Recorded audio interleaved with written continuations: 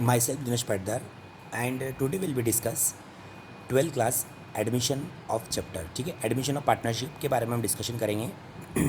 Admission of partnership chapter में सबसे पहले हम डिस्कशन करेंगे calculate new profit sharing ratio.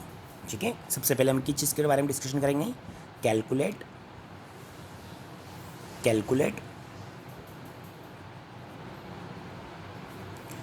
Calculate new profit sharing ratio. That's okay. New profit sharing ratio के बारे में हम डिस्कशन कर रहे हैं। सबसे पहले इसकी रिक्वायरमेंट क्यों होती है? ठीक है, हम डिस्कस करेंगे कि न्यू प्रॉफिट शेयरिंग रेशियो की रिक्वायरमेंट क्यों होती है। ठीक है, जैसे सपोज करिए बेटा कि हमारे पास में पहले दो पार्टनर थे। ठीक है, इन्हें पार्टनरशिप स्टार्ट करी थी 2011 से। कब से स्टार्ट करी थी? 2011 से। ठीक है, दो पार्टनर थे, partner A and partner B. ठीक है, अब ये दो पार्टनर थे, दोनों ने बिजनेस में कैपिटल इन्वेस्ट करी थी। ठीक है, और दोनों ही क्या करते थे? 50-50% प्रॉफिट डिस्ट्रीब्यूट करते थे। यानी इनका प्रॉफिट शेयरिंग रेशियो कैसा था? इक्वल था, 50% यानी 1:1। रेशियो के फॉर्म में हम बाद में देखेंगे, हम परसेंटेज टर्म में पहले इसकी लॉजिक है उसको समझने की कोशिश कर रहे हैं। अगर अपने को लॉजिक समझ में आ जाएगा, यानी कि कंसेप्ट समझ में आ जाएगा, तो हम उसको रेशो के टर्म में इजीली कर सकते हैं। ठीक है, तो सबसे पहले हम इसका क्या समझ रहे हैं कि क्या इसका एक्सप्लेनेशन है, क्या इसका कंसेप्ट है, उसके बाद में हम उसको रेशो के टर्म में डिस्क्राइब करेंगे। ठीक है, चलिए सबसे पहले क्या है बेटा, दो पार्टनर है, पार्टनर ए पार्टनर बी। इनका प्रॉफिट शेयरिंग रेशियो क्या है? 50% 50%। ठीक है, यानी कि इसका मतलब ये है कि जो भी प्रॉफिट होगा बिजनेस में वो 50-50% क्या करेंगे? डिवाइड करेंगे। ठीक है, जैसे सपोज नेट प्रॉफिट कितना है हमारे पास में, मान लीजिए 10,000 रुपीज़। ठीक है, यानी कि इन दोनों ने बिज़नेस किया। ठीक है, पूरे साल भर बिजनेस हुआ। 2011 में से स्टार्ट किया इन्होंने, पहले साल में इनको 10,000 का प्रॉफिट हुआ। बताइए 50-50 नेट प्रॉफिट मतलब क्या? All expenses are deducted from income. Income में से सारे प्रॉफिट जितने भी एक्सपेंसेस है वो क्या कर दिए हमने? माइनस कर दिए। तो हमारे पास में क्या आया? Net profit. ठीक है, तो जो नेट प्रॉफिट है वो कैसे डिस्ट्रीब्यूट होगा? 50-50%। यानी ए कितना रखेगा? 5,000 रुपीज़ प्रॉफिट, और बी कितना रखेगा? 5,000 रुपीज़ प्रॉफिट। ठीक है, यानी इक्वल इक्वल डिस्ट्रीब्यूट करना है। ठीक, अब क्या हुआ बेटा?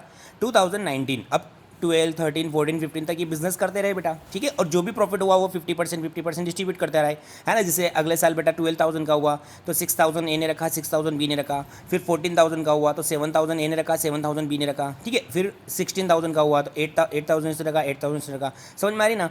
मतलब जो भी प्रॉफिट होता था वो 50-50% क्या करते थे? आपस में डिस्ट्रीब्यूट करते थे। ठीक है, अब मान लीजिए 2019 स्टार्ट हुआ, यानी कई सालों बाद। ठीक है, तो अब यहाँ पे क्या हुआ? पार्टनर ए पार्टनर बी, दो पार्टनर तो है पर इनकी एज थोड़ी क्या हो चुकी है? ओल्ड हो चुकी है। अब ये इतने अच्छे तरीके से वर्क परफॉर्म नहीं कर सकते, तो इन्होंने सोचा कि क्यों ना अपन एक नए पार्टनर को रखें, सी को।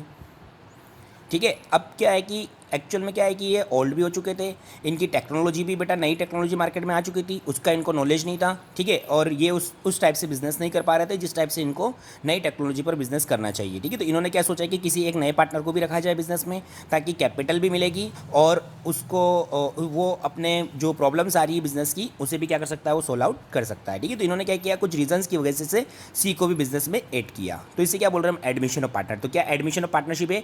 चैप्टर का नाम क्या है? Admission of partner. ठीक है, तो यहाँ लिख सकते हैं बेटा एडमिशन ऑफ पार्टनरशिप। हमारे चैप्टर का नाम क्या है? Admission of partnership. ठीक है, हम समझ रहे बेटा कि calculate new ratio. New ratio की जरूरत क्यों होगी? अब मुझे बताइए कि ए और बी का ओल्ड रेशियो क्या था? सर ओल्ड रेशियो तो इनका 50% 50%, यानी ये भी 50% रखता था, ये भी 50%। समझ में आ रहा है? ए और बी 50-50% डिस्ट्रीब्यूट करते हैं। ठीक है, अगर ये नई रेशियो के बारे में बात हो रही है ना, यहाँ से ऊपर तो हम पुराने बारे में बात कर रहे थे, अब हम न्यू रेशियो के बारे में बात कर रहे हैं। अब मुझे बताइए कि क्या 2019 में जब सी ने कैपिटल लगा दी 1 जनवरी 2019 को, और अब ये तीन पार्टनर बिजनेस में हो चुके हैं। ठीक है, तो क्या बताइए प्रॉफिट फिर दो में ही बटेगा कि तीनों पार्टनर में डिस्ट्रीब्यूट होना चाहिए? प्रॉफिट तीनों पार्टनर में डिस्ट्रीब्यूट होना चाहिए। इसका मतलब हमें किस चीज़ की ज़रूरत है? न्यू प्रॉफिट शेयरिंग रेशो की ज़रूरत है, न्यू रेशो की ज़रूरत है। अब न्यू रेशो कैसे आएगा बेटा? आप मुझे बताइए, क्या ए 50% ही रखेगा अपना, बी 50% ही रखेगा? तो फिर मतलब ये इस सी पार्टनर को कुछ प्रॉफिट मिल पाएगा क्या? नहीं मिल पाएगा। ठीक है, क्यों नहीं मिल पाएगा? क्योंकि जब तक ए अपने पास में से कुछ प्रॉफिट का परसेंटेज सेक्रीफाइस नहीं करता है, प्रॉफिट का परसेंटेज सेक्रीफाइस नहीं करता है। सेक्रीफाइस करना यानी कि यानी ए को अपने पास में से कुछ प्रॉफिट सी को देना होगा, बी भी क्या कर सकता है? अपने पास में से कुछ प्रॉफिट क्या कर सकता है? सी को दे सकता है। ठीक है, तभी तो सी को प्रॉफिट मिलेगा। ठीक है। तो ये क्या होता है कि जब नए पार्टनर को एडमिट करते हैं उस समय पर ए और बी आपस में डिस्कस करते हैं कि जो नया पार्टनर आएगा उससे कितनी कैपिटल लेना है, ठीक है, और उसको कितना प्रॉफिट देना है, ठीक है। तो मान लीजिए बेटा कि 10% ए ने दिया, 10% बी ने दिया, ठीक है। तो इसके पास कितना हो जाएगा 20%, और 20% के हिसाब से सी से क्या की जाती है, कैपिटल ली जाती है, ठीक है। अगर ज़्यादा प्रॉफिट में देंगे तो ज़्यादा कैपिटल लेंगे, कम प्रॉफिट देंगे तो कम कैपिटल लेंगे। समझ में आ रहा है, ठीक है। तो इन्होंने क्या किया, 10% किसने प्रॉफिट दिया, ए ने, 10% किसने दिया, बी ने, और इसके पास कितना हो गया 20%, ठीक है। तो इसका मतलब हुआ बेटा कि ए को प्रॉफिट क्या करना पड़ेगा, सेक्रीफाइस करना पड़ेगा। समझ में आ गया ना, अगर देना है मतलब क्या करना है, सेक्रीफाइस, ठीक है। तो ओल्ड में से क्या किया जाता है, सेक्रीफाइस माइनस किया जाता है, ठीक है। तो सेक्रीफाइस किया इसने कितना, 10% प्रॉफिट, अब कितना बचेगा इसका 40%। वैसे बी का प्रॉफिट कितना था पहले 50%, अब इसने भी कितना सेक्रीफाइस किया, मान लो 10% सेक्रीफाइस किया, ठीक है। तो अब कितना बचा इसके पास में भी सर 40%। अब मुझे बताओ इसका प्रॉफिट शेयरिंग नया क्या है, ये सेक्रीफाइस करेगा नहीं सर, ये तो नया पार्टनर आ रहा है ना। तो इसको 10 और 10 तो इसको क्या कितने मिलेंगे, अब इसको 20%। क्या प्रॉफिट डिस्ट्रीब्यूट हो जाएगा, बोलिए, 40% ए को, 40% बी को और 20% सी को, हो गए 40 40 80 और 220 है ना, 100% प्रॉफिट डिस्ट्रीब्यूट हो गया। बिल्कुल। अगर बेटा हम बात करें कि ये 10,000 रुपये है तो इसको ए बी सी में नए रेशो में डिवाइड करते हैं, ठीक है। तो कैसे आएगा, 40% इन्हें 10,000 का 40% इन्हें ए को कितने रुपये मिलेंगे, 4,000 रुपये, बी को भी कितने मिलेंगे 4,000 रुपये, और सी को कितने मिलेंगे उसमें 2,000 रुपये। मान लो बेटा अगर 10,000 का प्रॉफिट होता है तो उसे ऐसे, भले 20,000 का हो, 25,000 का हो, जो भी प्रॉफिट हो, 40 40 और 20। तो इससे हमें क्या चीज़ समझ में आई, इससे हमें एक चीज़ समझ में आई कि सर नया पार्टनर जो आएगा वो अपना प्रॉफिट का शेयर ए और बी से एक्वायर करेगा, यानी परचेस करेगा, ठीक है। ये क्वेश्चन में दिया रहेगा कि उसे परचेस कैसे करना है, ठीक है। समझ में आ गया कि क्या चीज़ समझाई मैंने आपको, यहाँ पे सिर्फ एक चीज़ समझाई मैंने आपको कि जो नया पार्टनर आएगा वो अपना प्रॉफिट का शेयर ओल्ड पार्टनर से एक्वायर करेगा, ठीक है।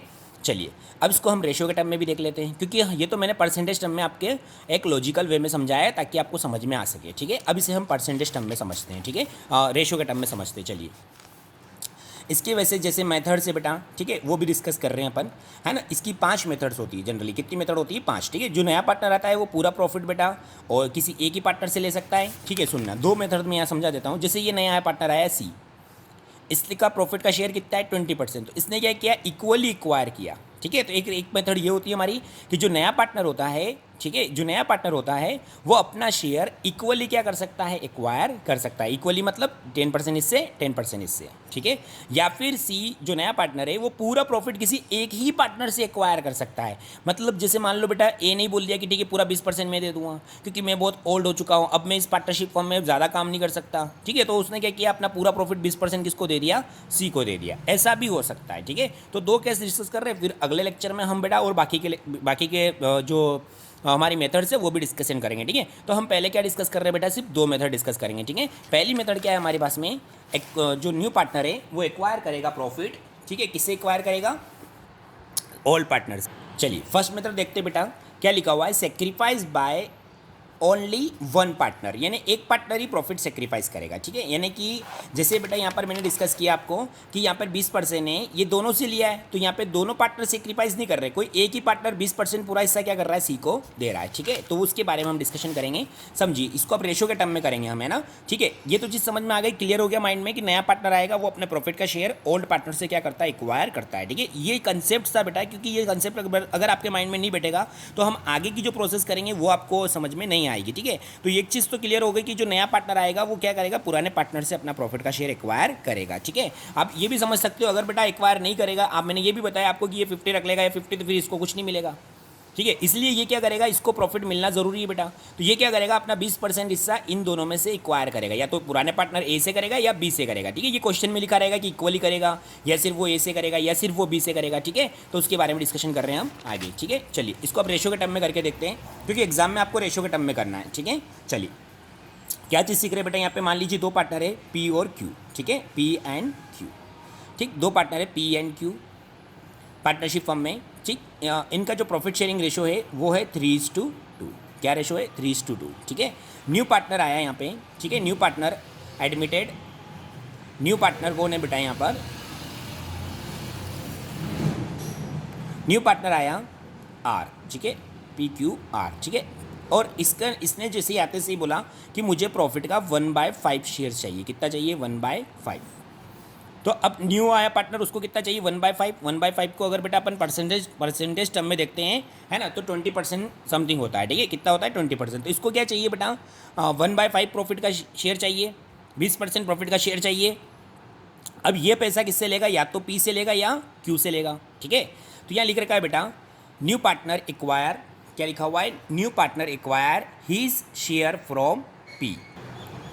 किससे एक्वायर कर रहा है वो, न्यू पार्टनर आर, ठीक है, न्यू पार्टनर कौन आया or, acquire his share of profit, समझ में आएगा ना, हिज शेयर ऑफ प्रॉफिट मतलब कितना शेयर था उसका, 1/5 शेयर है प्रॉफिट में, यानी जो भी प्रॉफिट होगा उसका 1/5 प्रॉफिट किसका होता है आर का। वो किससे ले रहा है बेटा, ये प्रॉफिट का शेयर पूरा पी से ले रहा है, मतलब सिर्फ सिंगल पार्टनर से ही ले रहा है वो, ठीक है। यहाँ लिखा वन पार्टनर ही सेक्रीफाइस कर रहा है, ठीक है, समझ में आ गया ना, किससे ले रहा है आर से। तो चलिए अपन यहाँ लिखते बेटा पी, देखो लिखना कैसे है एग्जाम में वो भी मैं समझा दूंगा, पर पहले अपने को ये समझ में आना चाहिए कि करना क्या है, ठीक है। पी क्यू आर पार्टनर है, ठीक है, इनका ओल्ड रेशियो लिख दो एक बार। ओल्ड रेशियो क्या है इनका, सर पी और क्यू का ओल्ड रेशियो क्या है, पी और क्यू का 3:2, ठीक है।